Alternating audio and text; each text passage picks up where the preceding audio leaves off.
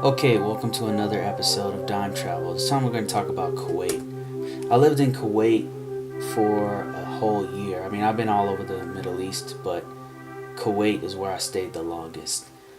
For work, I actually went there for work. Everything there is expensive. I mean, from the flight cost, which is going to cost you about an average of $1,200 to fly there from the U.S., to the rate of living expenses there. Everything is expensive, and it's because the KD, the the dinar, Kuwait dinar, is much higher than the dollar. So it's like $3 for every one dinar. So if you're going there as an American, it don't. I mean, living expenses are going to be tough. Renting a place there in Kuwait is going to cost you an average of about at least 1,200 a month. That's just to rent a small apartment. And you're gonna live as an American or from the anywhere from Europe. You're gonna live pretty okay there. Um, but yeah, it's gonna run you 1,200 U.S. dollars, which is about 300 or 400 KD right now currently. Food expenses. I mean, if you're eating out every day, it's gonna hurt you. But I mean, you can live pretty nice there. They've got decent restaurants. There's lots of American style restaurants, and they're real big on American style restaurants there. And then there's like Lebanese restaurants and traditional Arabic restaurants and Indian restaurants and all kinds of stuff. It's actually a very beautiful place. Um, there's not much to do there except for malls, fast food restaurants, and coffee shops. And here's me in one of the malls. Going to malls and shopping is a huge, huge thing there because there's really nothing else to do. You can't party. There's no clubs. There's no all the traditional things that you would do to go out and have fun if you're a young person. Aside from sightseeing, is gonna be illegal. So malls, coffee shops, restaurants, shopping, those are the things you do here. And here's some images from some of the malls I went to. There's 360 Mall, there's Al Qut Mall in Faha Hill. Beautiful architecture that you can see they spare no expense. If you want to buy gold there, man, you can really buy some nice jewelry there. The restaurants are very decadent, very nice. Again, if you're an American or European or coming from a developed country, you are not going to have a hard time there. Nobody's going to mess with you. You can live your life. You can do everything you want to do. There was a couple bad things. Here's me crossing the road by a whole bunch of sheep. We actually literally couldn't move because there were so many sheep. So like, the sheep herder um, accidentally got his sheeps, like hundreds of sheeps, in the middle of the road. So we actually had to stop for maybe 10 minutes. It went on for a long time. I can't freaking drive. Ah, this is crazy.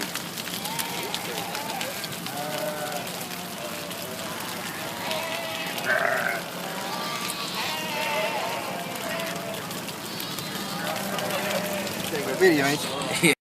The roads there are super dangerous. Two of the worst things there, the roads, I saw a couple people die when I was there in the year, and it was very brutal.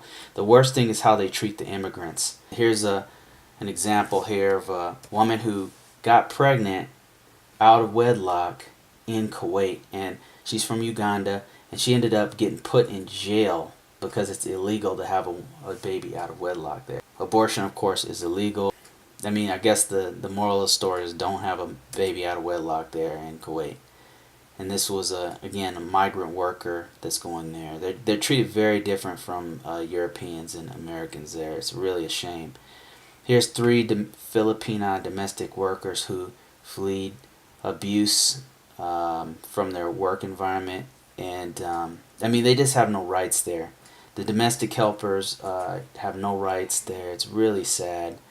Every day they were getting beaten, and they were put on rations, and I mean just not treated like humans. And a lot of the Filipinos and Indian people that I talked to there, they did not have a lot of good things to say about the Kuwaitis, how they treat them. It was very much different from, like I said, from for Americans. Like, read this. She's became infuriated when workers neglected several cars her family owned and expected them to wash the vehicles daily, even in winter mornings, and had them wear uniforms and not jackets. Just ridiculous. That's just ridiculous. It does get a little bit cold out there in the mornings, so it's a lot of abuse. This is just a few of the stories that was going on there, and the worst ones were domestic helpers really got treated bad. Here's another one, and really it's all over the Middle East. Their domestic helpers are not treated right at all there. And the worst is the rapes that were going on, specifically targeting Filipinas, Asian women. And so they're not going to mess with Arab women like this. They're not going to mess with Muslim Arab women like this.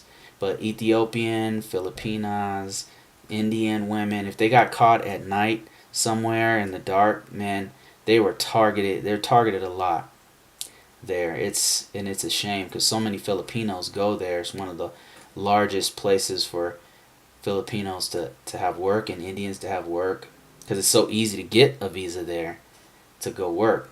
Here's another one, kidnapped and raped. It happens a lot there, and most of them aren't even reported. So my advice to you, if you're an Arab man, a black man from the U.S. or from U.K., yeah, it's fine. Go there, make money. Maybe you're tax free like in the U.S. You can have a decent time there. If you're just there to work, most of us are there just to work, not to party or anything like that. It's what's really cool is that you can go to other countries very easily. I'll say, yeah, go for it. Go to Kuwait. If you are an immigrant from Bangladesh, from India, from Philippines, from Sri Lanka, from India, my advice to you, Nepal, my advice to you is do not go to Kuwait. Don't go to any Middle Eastern country if you have a choice. And that's just off of my experience, what I've seen that domestic helpers and other developing country immigrants had to go through on certain kinds of visas. A lot of them are treated very, very poorly. Don't get me wrong, there's some that have been there I met some that were there for 15, 20 years and they didn't have any problems. And then when I asked them about the other immigrants, they're like, well, they shouldn't be wearing this or they shouldn't be wearing that. But then some of the other immigrants told me, hey, I was just walking home from work. I got off work and I was walking home, and then some guys in a car tried to get me, and I had to run. So yeah, it's very, very dangerous for certain kinds of people. So just telling you the truth of Kuwait. Not saying don't go there if you're an American, but if you're Filipino, Bangladeshi, Nepal, Sri Lanka, Indian, yeah, I would not go there at all. All right, so that's been my time. Later, we'll talk to you on the next one.